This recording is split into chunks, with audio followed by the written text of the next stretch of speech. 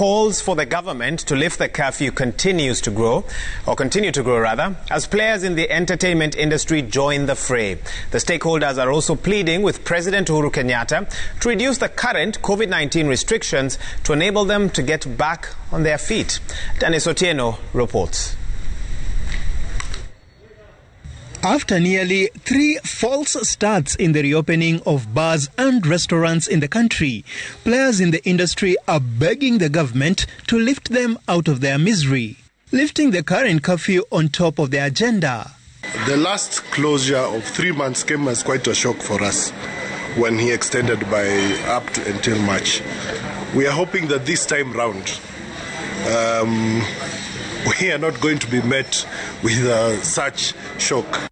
Operators say since the introduction of the curfew and other COVID-19 restrictions, more than 30% of bars and restaurants in the country have shut down completely. That's about 16,000 businesses that have collapsed.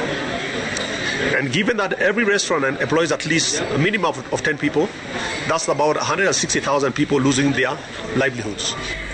Stakeholders in the taxi, boda and fresh produce sectors who rely heavily on the entertainment industry also want the curfew lifted. When they operate, we also get somewhere to supply our produce.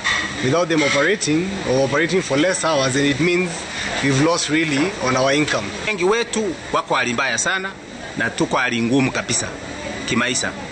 Naomba atusaidie na afungue tuweze kuendelea biashara yetu kama kawaida.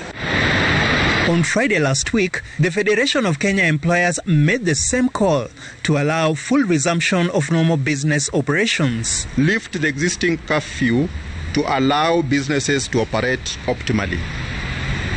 It raises, in areas classified as high-risk areas, the government should consider applying special restrictions.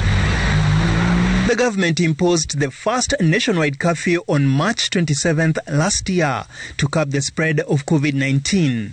Since then, it has reviewed the measure based on several factors as reflected by COVID-19 statistics in the country. The current 10 p.m. to 4 a.m. curfew was extended in January up to March 12th this year. Dennis Otieno, Citizen TV.